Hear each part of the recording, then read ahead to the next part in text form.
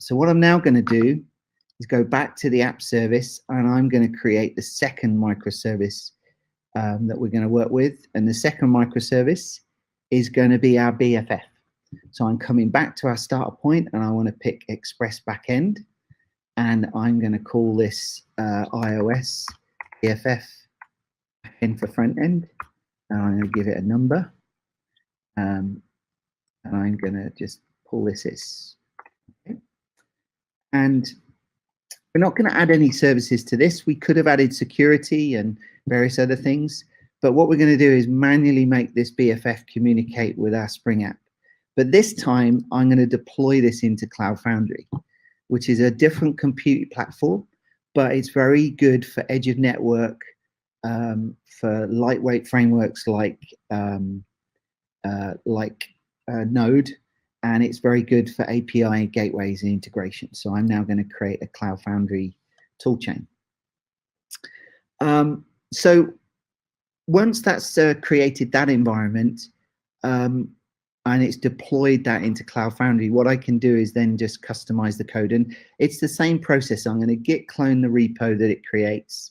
I'm going to make some small modifications in the NPM setup, and then I'm going to redeploy it. So, so at this point, if you navigate around, as I said, you get different knowledge guides depending on which starter kits and environments you come to. And as I said, through the add service experience, I'm not going to add any at this point, but you can see that all the key programmatic services within the cloud that you may want to consume within your app, from APIs to storage to Watson, are all there for you to discover, both through a live demonstration or actually get more information on them and communicate. So it's very easy to bring these in into your application. So you now see that it's created a second DevOps toolchain for a second microservice, but used a different complete compute technology. And if I go through to this, what I now have is my Git repo and my delivery pipeline. So I'm going to let the delivery pipeline execute, and we'll show that. And I'll just go in and concentrate on bringing down my code to my local environment. So if I come out of here and git clone, I'm going to bring my BFF down into my local environment, and I'm going to CD. So I'm going to use my second favorite IDE of choice, WebStorm, which is another from the same family as IntelliJ, but it's very much optimized for Node, very good at Node debugging, similar experience. So if I now click open, and I go back to webinar, and I pick iOS BFF, this will now open this up in my environment, and you'll see here's the project. Now, what you're seeing IBM doing for you is we're not code generating as such. What we're doing is scaffolding out a lot of very laborious files that would take you multiple steps and maybe multiple days of Googling to work out. We bring in, you know, things like a package JSON file. We prepare it with everything you need to get running. We prepare you a manifest file, which is optimized for the environment. We prepare you a Docker file for local dev. We prepare you a set of Helm charts that are ready for you. These are laborious files for you to manipulate, but by helping you prepare for them, it speeds up your execution and your time to magic for deployment into cloud. So if I come into server, I've got to do a couple of things here. So I'm just going to minimize these tools here. First thing I need to do is I'm going to update the Swagger YAML in my environment, because in my customized Swagger, I've added an extra endpoint called get products. The default one doesn't have that in it, so I brought that in. The second thing I need to do is I need to bring in a new roots file, which I've basically, I'll show you the code for this in a second.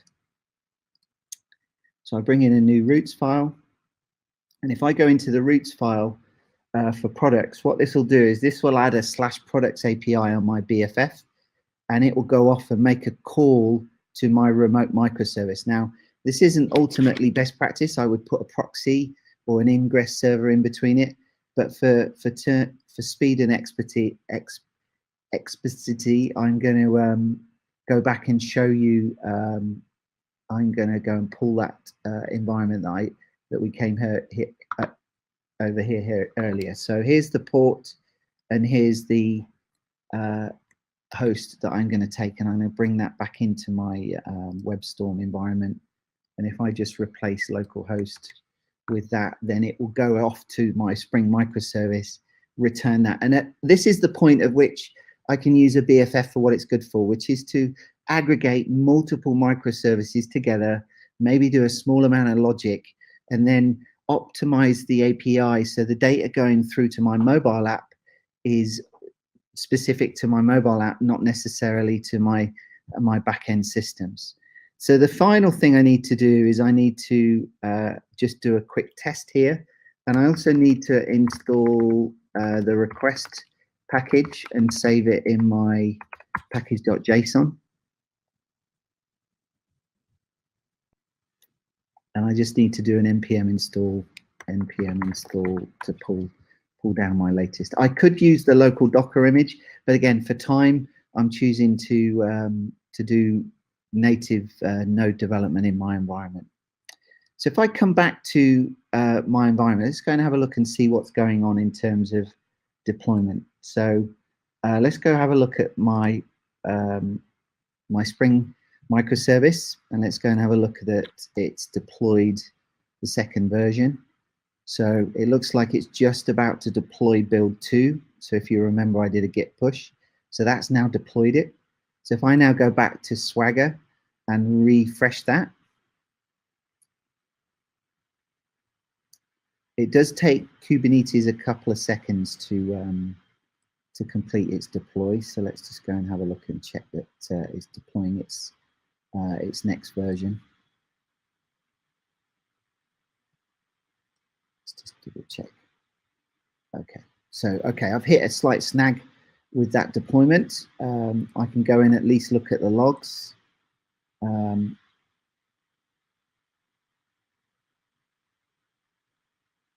Just having a look, at least I can see the error messages easy enough.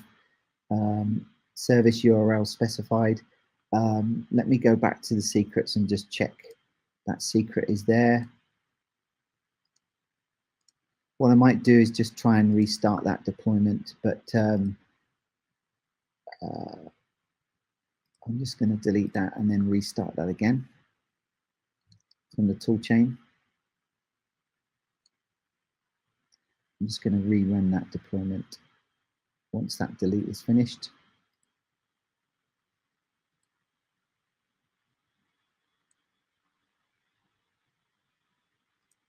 So I'll rerun that deploy and just validate that there wasn't an issue.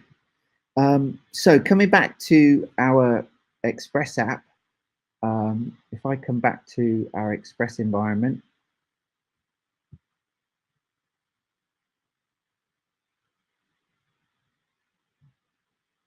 so that's now redeploying that image back into that environment and declaring that. Let's go back to the pod.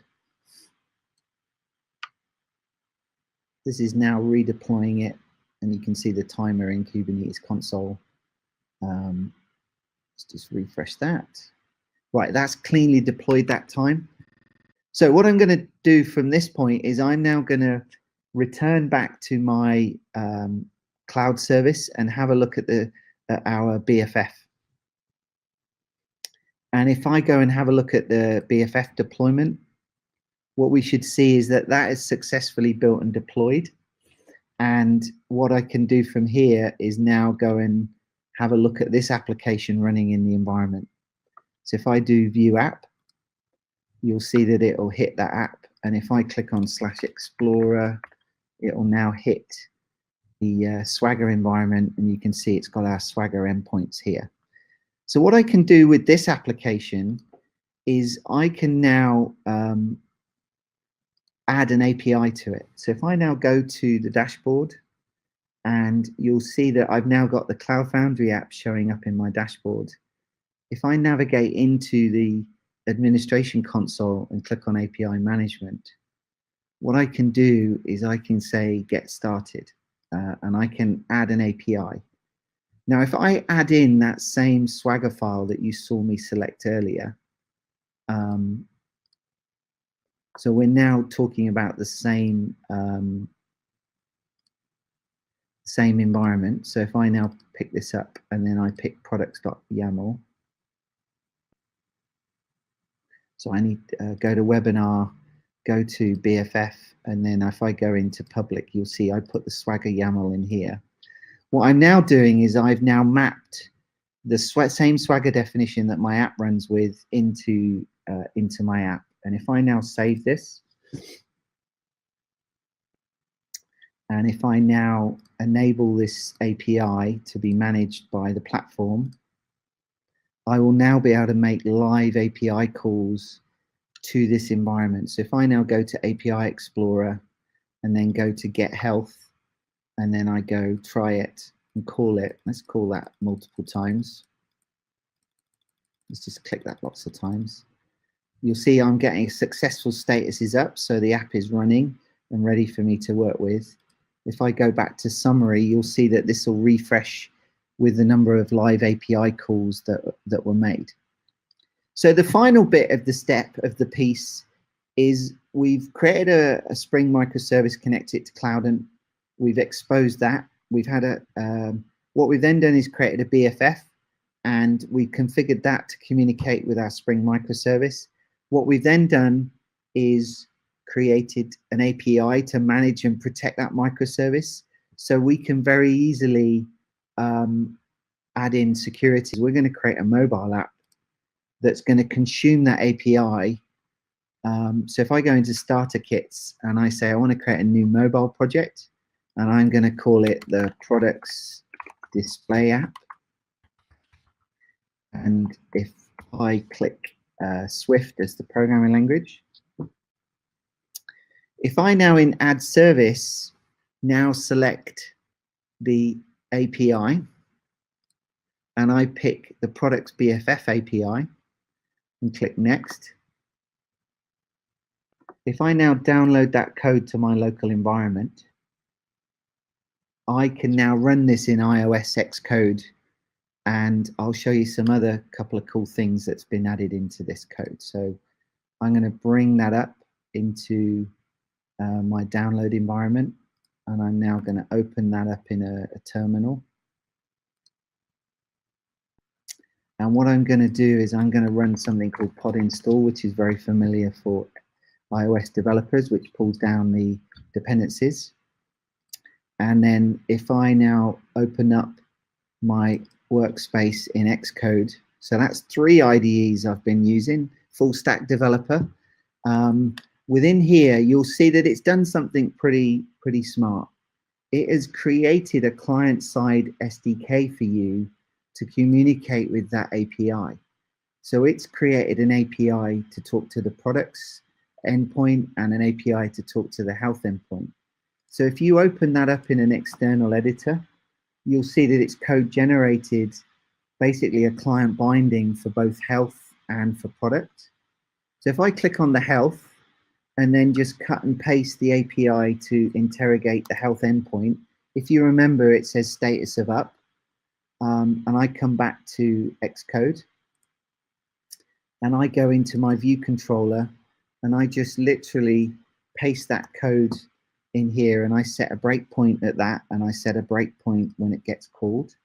The only other thing I need to do is I need to tell it where the host of that app is. So again, if I go back to our environment and go back to, I'm just trying to find the right, so if I go back to the dashboard and then go into our API, so I go into our BFF and then I go into API management and I cut and paste the route to communicate with that API, and then I put that into my my settings. And then if I now run this app will dynamically call the app, the health endpoint on my BFF, and If I had more time, I could then take you through the calling of getting products and displaying of products and putting them in a view controller and showing them in that environment. So this is now bringing up, finishing the compilation of that environment, and it's now bringing it into an Xcode simulator. Just make that a little bit bigger. Just preparing that. And you see it's now broken on the health API. And if I click run, step over, now it's come in to get health. And if I step down through the code,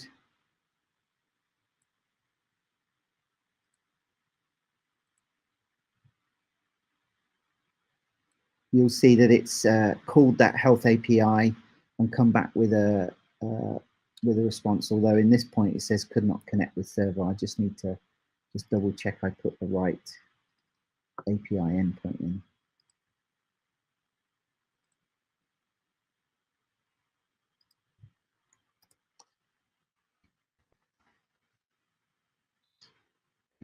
Successful, and then we can go back to this code.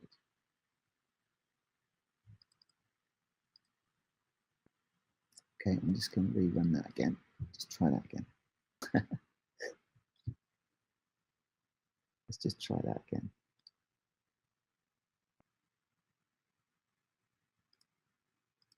That's better.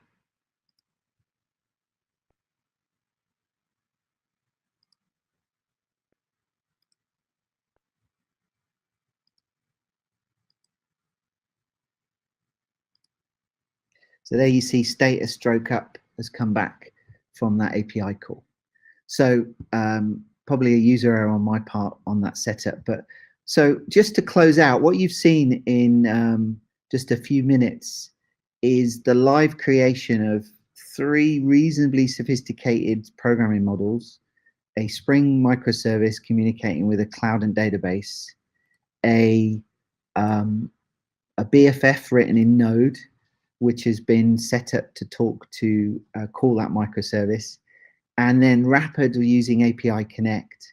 And then eventually, finally, I created an iOS app that I then connected to my BFF, and then made it generated an SDK for me to consume in an iOS friendly way, so that it's a very simple programming model. And then it called through to an API endpoint on that environment. So to close off, that's really the power of the app service. Is it not only gets you started easier, it manages your cloud resources and your service instances, but it allows you to work in a team-based environment, with both enforcing you to start using DevOps toolchains very early on in your development process, which is best practice. Some cloud native teams have tried, well, they can't be classed as cloud native if they're not using DevOps, but some have tried to do that right at the end, and that's always a recipe for disaster. And then we finalized with showing you how that team management worked with Git and GitLab. That's baked into the product. And then we've joined it all together into a consistent user experience with rich content that we'll be updating regularly for you to work with.